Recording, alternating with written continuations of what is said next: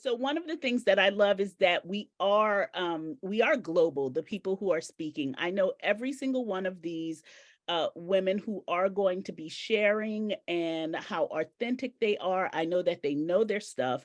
And I know that you will be richer for having listened to them speak, because I know that I'm richer when I listen to it. And I always like to say that I don't care how much you know, um, there's always somebody who knows more than you in an area that you need to hear.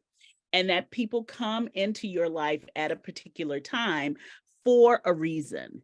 And so it makes a lot of sense. I'm just going to remove you here, Inez, for a second. Let's see. Let me just remove your photo here, if I can figure out how to do that.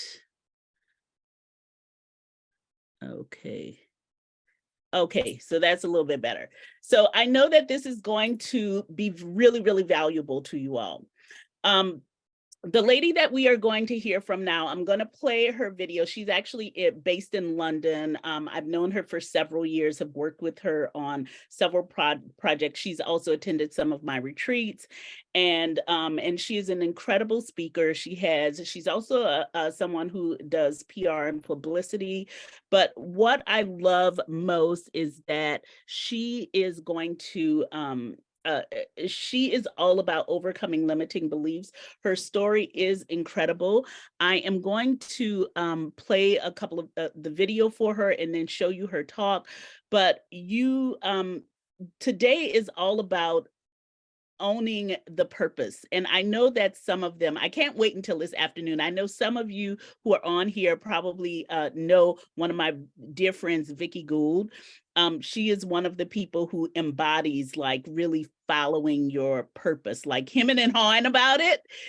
She's going to watch this afterwards, but she hemmed and hawed about it for a while. She knew it was what she was meant to be, but there was always this thing about, what are people thinking I should be doing?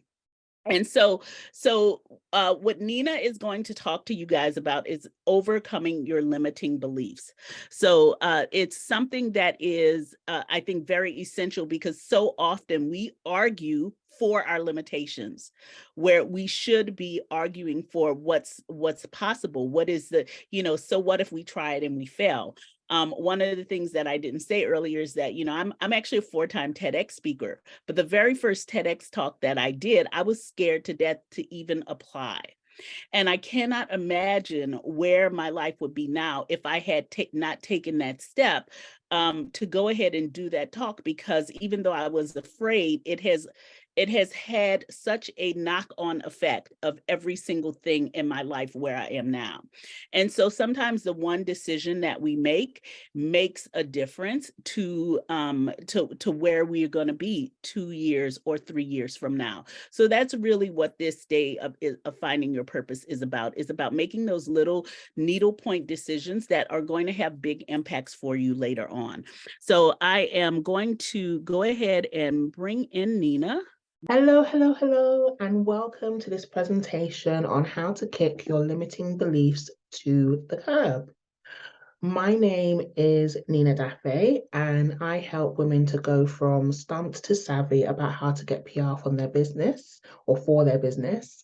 As you can see, I'm an award-winning content marketer, copywriter, international speaker. I have a proven template system for pitching the media called the Perfect Pitch Packet. I also do done-for-you PR services for A-listers like CEOs, coaches, TEDx speakers, and have actually recently launched a retreat called Media Magic, where for people who want to learn how to do their own PR, you can come and learn how to do it in the lap of luxury. And I myself have also been featured in now over 50 platforms, including Thrive Global, the TEDx blog, HuffPost, Black Ballad, Addicted to Success, Bustle, Mike, and more. So, in terms of what you can expect from this presentation, we're going to be talking about, let me just adjust, this is bothering me a bit, there we go. We're going to be talking just a little bit about what toxic cultural beliefs are. We are also going to identify some of the common toxic cultural beliefs that hold us back in life and business, and then discuss the strategies that we can use to basically overcome these things so that we can actually walk in our purpose, fulfill our why, and make the impact that we want in the world. But I am a huge believer that this kind of thought work is not just a one-time thing. And so I will also be leaving you with resources that you can use in your everyday life to continue this work. Okay. So you might be going, hang on a minute, I thought this was about kicking limiting beliefs to the curb. What is all of this about toxic cultural beliefs? So in terms of my explanation, toxic cultural beliefs are the limiting belief systems that are passed down to us that will actually cause our limiting beliefs, right? So they're the belief systems that we would have grown up with, that we would have seen exemplified by our older role models, right? The ideas, the customs, the social behavior of those within our society that we then pick up and adopt as adults, right? And the limiting belief systems that result from these toxic cultural beliefs are mindsets that limit us. So Amanda Buckery, who is a cognitive behavior therapist and my friend, describes these as those thoughts that keep us where we are, so stagnant, rigid, or inflexible. Okay. So, in terms of my work as a PR specialist, these are some of the common toxic cultural beliefs that I encounter all the time in my line of work. Okay. So, as it relates to public relations, the toxic cultural beliefs that some of us might be walking around with are things like if I'm too visible, then I'm not being humble. People think that I'm showing off. So, there's that kind of fear of outshining others.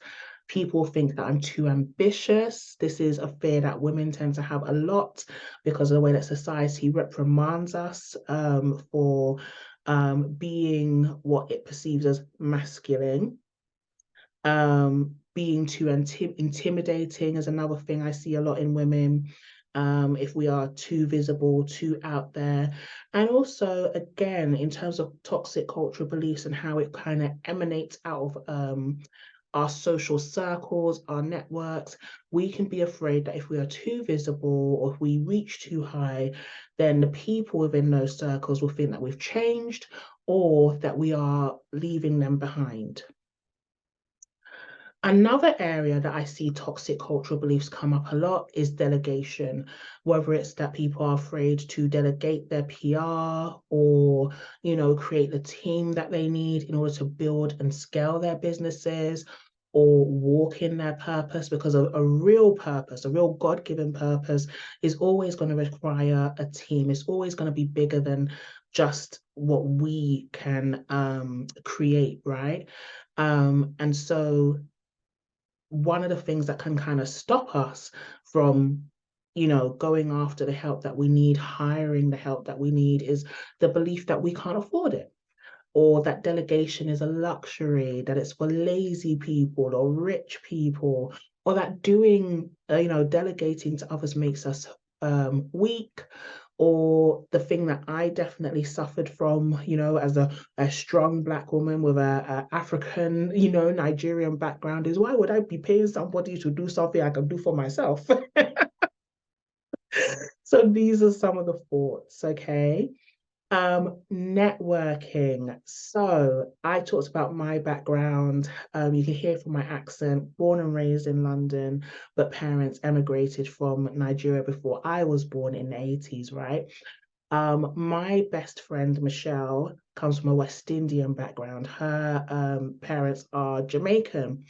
And so when it came to things like building and maintaining friendships, she grew up hearing this from her grandparents. So have many friends and treat them well, but never to them your secrets tell, because when your friends become your foe, out in the world your secrets go. So sometimes we can hold ourselves back from building relationships with others or delegating or building our teams because of a lack of trust, is basically what that quote comes down to. Or that if we share our ideas or our success, people will badmouth us or even go so far as to curse us, depending on the culture or the religion that you come from. There's also sayings like, don't let your left hand know what your right hand is doing. Or as Drake said, Champagne Papi himself, no new friends. Then there's also the beliefs that we have around money, right? We want to work in purpose, it takes money, but we hold ourselves back out of a belief that money is the root of all evil, or that it's lonely at the top, or that really super rich people, billionaires, are ruthless and that they are crooks, or the only way to actually make money is by exploiting others, or again, just the belief that rich people are bad people. A lot of what all of this can be wrapped up in, whether it is fears around PR, delegating, money, networking, is actually the bow of good girl syndrome, right? There are ways in which society expects us as women to behave, to perform. And so a lot of the reason why we would actually hold ourselves back, especially from the things that I just mentioned, is because we don't want to be reprimanded. And so what that shows up as is shrinking ourselves, hiding our light, lacking boundaries. So instead of walking in our purpose and building and scaling the way that we want to, we're self-sabotaging, or in the name of self-sacrificing and putting others before us, right? Not fully showing up is another symptom of good girl syndrome, as well as just this overarching fear of being a bad woman. But here is the problem with all of those beliefs. They are simply not true, okay? So when it comes to PR, for example, PR can actually position you as an expert in your field. It can increase your authority and your credibility. It gives you a larger platform to share your influence, thought leadership, and your message on. It can increase your followers, your subscribers, your fan base, and therefore the impact that you can make in the world, and also expose you to like your ideal clients, which will keep you booked, busy, and making bank. So actually, these are the things that your toxic cultural beliefs or your limiting belief systems are holding you back from. When it comes to delegating, a recent study actually showed that buying time actually promotes happiness. So the more we delegate is the more we can buy back our time and create more happiness for ourselves. We also need to remember that we are a limited resource. And in the words of Rachel Rodgers, who is the author of one of my favorite books, We Should All Be Millionaires, we need support and lots of it, and a wide array of talent in order to build an empire. And you actually, as counterintuitive as it may seem, make more money when we delegate, because then it's not all on you in terms of your time, your effort. As I said, you're a limited resource. You actually can do more when you give something to someone else while you handle another sort of revenue generating activity. When it comes to networking, we hear it all the time, but your network actually really is your net worth. And this is because you are the sum total of the 5 people that you surround yourself with. And in the words of Todd Herman, business moves at the speed of relationships. And this is not just anecdotal, like research findings from LinkedIn and other sort of statistics actually show this. So for example, 70% of professionals get hired at companies where they already have a connection. So we're holding ourselves back from networking, but it's actually the key to our success, or one of them. And the same goes for money. Money is really just an amplifier of who you already are. If you're a good person, when you get money, you're going to do good. And if you're a not so good person, then when you get money, you're not necessarily going to do good things. We hear a lot in the media and just talk in general about building generational wealth. Money and making it is how we do that. That is how we make the impact that we want to make in the world and can work and walk according to our purpose. And I love what Rabbi Lapin says in terms of the fact that money is really just a certificate of achievement in terms of how many people we have helped and how many people we have served. And so we should really be proud to earn money because it means that we have helped and served others. Okay. And really, when it comes to good girl syndrome, as I said, I feel like it robs us from all of the things that we just mentioned. And so, with everything that we have discussed, it really shows why, we need to overcome it. But in terms of how we overcome good girl syndrome, all of the toxic cultural beliefs we might have about money, PR, etc., according to Amanda Bakare, the cognitive behavior therapist that I mentioned before, there are systematic steps that we can actually go through. Okay. So the first step is actually to just be aware of what our toxic cultural beliefs actually are, right? So when you go to things like AA or any kind of rehab, they always say that the first step is just awareness, realizing that you have a problem. And the same goes for our limiting beliefs. It's realizing that these thoughts are actually problematic because, as Robin Sharma says, we go in the direction of our thoughts. And so the first step is just really being aware of which thoughts are stealing us or moving us away from our purpose instead of towards them. Okay. Once we've done that, it's about breaking the cycle. So, the reason I talk about toxic cultural beliefs rather than just limiting beliefs is because limiting belief systems are really just, if we use like the iceberg analogy, it's the tip of the iceberg. That's the bit above the water that everybody sees. Whereas the toxic cultural beliefs are the bits that are under the surface of the water. They are the foundation that our limiting beliefs are built upon, right? Because as I said, toxic cultural beliefs are the belief systems that we grew up with, that we saw modeled and exemplified around us by all of the adults around us, and are probably even the expectations that we had of ourselves because of the society, the culture that we grew up in. And so with that in mind, knowing that this is actually something that probably has been a tradition and passed down from generation to generation to generation without question until you, there now has to be a conscious decision, not just to be aware that this is a problem, but that you will break the cycle. All right. Once you've decided to break the cycle, it behooves me to let you know that this is probably going to cause fear. The fact of the matter is, you've probably grown up a certain way, had certain things modeled to you. And so these things are habitual, these things are familiar, these things are part of your comfort zone. Stepping out of that is automatically going to cause a trigger, and that trigger usually looks like fear. All right. The problem with that is that most people see the fear as like a bad omen or as a reason or an excuse to stop doing what they're doing in terms of walking towards their purpose. What you need to realize is that that's just a normal part of stepping outside of your comfort zone and expanding.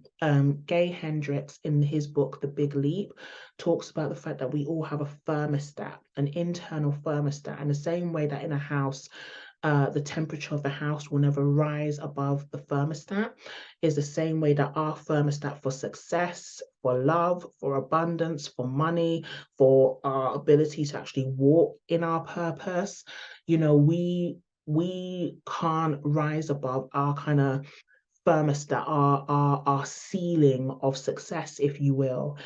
Our fears should really just be viewed as evidence that we are stretching and that we are growing and that we are increasing our internal thermostat for success. All right.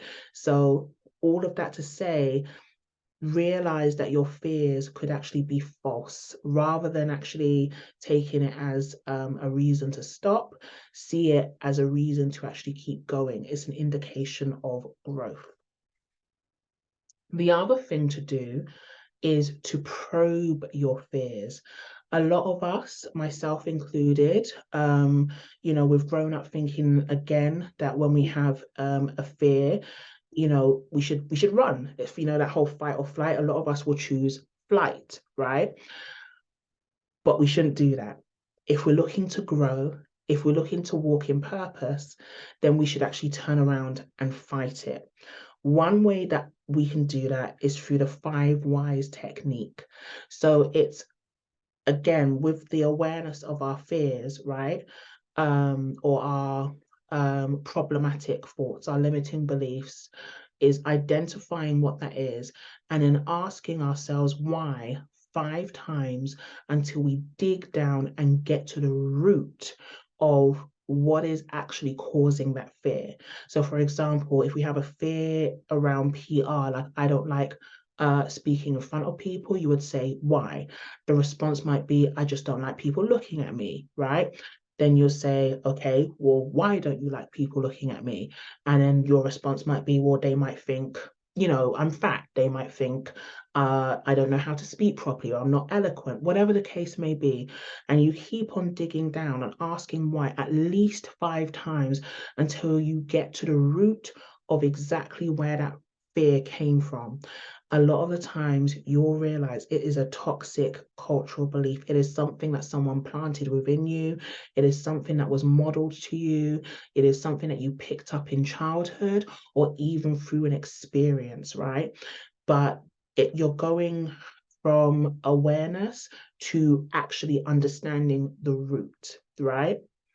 So step 5 is then to debunk those fears. So now that you understand the root and you've got an awareness of these beliefs and where they come from, it's now time to actually test out, well, even before you test out, just logically thinking, how based in reality and logic is this fear, right? And if it is based in reality and logic, then okay, how can I prevent it? So if, for example, I'm afraid to speak in front of people, then one of the things that I could do to prevent it is actually, properly prepare, practice my presentation, right? I can also practice in front of people so that if my fear revolves around, oh, I think I'm going to stutter and they might laugh at me, I could actually purposefully stutter and see if they do laugh at me. And if they do laugh at me, then what I can do, going on to the gathering evidence, is go, okay, they laughed, but was it the end of the world? And if it wasn't the end of the world, then I need to review and see why, right? So, yes, they laughed at me, but I didn't faint, I didn't die. None of the evil or the calamity that I thought would come upon me actually happened. And so, therefore, yes, I have this fear, but it's really not as bad as I thought it is or would be. And so it's no reason to stop. In fact, I need to keep going because number one, that will increase my internal thermostat for success. And number two, it will drive me further towards my purpose and the reason that I believe that I was created and the impact that I am actually supposed to make in the world, right? And so, in terms of how you can carry on this work or what this might look like in your everyday life, because it's all good and well us going through the steps right now and everything like that. But I want to arm you with the tools so that even when I'm not here with you talking it through, you can do this yourself. And so, going back to things like even the 5 whys technique, I use it actually every single day. I'm a huge journaler, if that's a word, but I'm a huge fan of journaling. And a lot of times when I do things like the 5 whys technique, I will literally write down how I feel and ask myself why and record down the answers. I will, go through steps such as, okay, I've done the 5 whys technique. Does this look like it's based in reality? And if not, what's my action plan so that I can properly prepare or avoid this thing? And let me review, like write it out, get the thoughts from inside of you and outside of you, because the sooner you can do that is the sooner you can stop being terrorized by these limiting beliefs that are holding you back. The sooner you can uproot these things that might hold you back in life and business. Sometimes you need more than yourself. Sometimes you reach your own limits, right? And so to me, the next step is to seek mentoring, to seek somebody who has actually gone through the steps that you are looking to and can help you. So that can look like investing in a coach or a mentor, doing one-to-one or group coaching.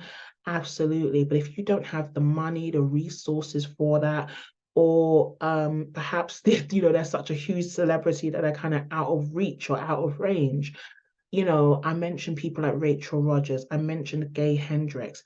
Have they written books? Read their books.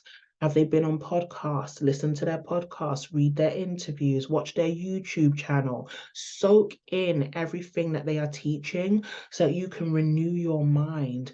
And that can then help you on your course to not just being aware of your limiting beliefs and not just uprooting them, but replacing them with the right thoughts, the thoughts that are actually going to push you towards your purpose and where it is that you want to go. I am a believer in a higher power. And so another resource that I will tap into is prayer. And so you can do the same thing if you're not a big fan of prayer, meditation, or whatever type of spirituality that you like to partake in. That's something that you can tap into as well as saying things like affirmations, because our tongue is also very powerful, not just our thoughts, but we go in the direction of what we speak because our words are also seeds. So even just just changing the way that we talk about a situation, or repeating affirmations in the mornings, or another tip that I heard from a lady who's great in marketing, Shamika Dean, changing your passwords, for example, to affirmations. So you have to, that's your way of kind of just incorporating it into your everyday life. And being conscious of it and saying it, right? So these are the things that you can do to continue to pull down those limiting belief systems, uproot those toxic cultural beliefs that they would have come from, and walk within your purpose, right? And so if you've got any further questions, or if you would like to keep in touch with me, then you can do so on these particular platforms. There's Instagram, and my handle is Far Above Ruby's Collection. Facebook, I'm Nina Dafe. There's my email address there. Feel free to ask any questions that way. And if you go to my website, www.faраboverubiescollection.com, you'll have access to all of that information just in the one space. But also, if you are interested in PR, like one of the questions I get all the time is, how do I get started with PR?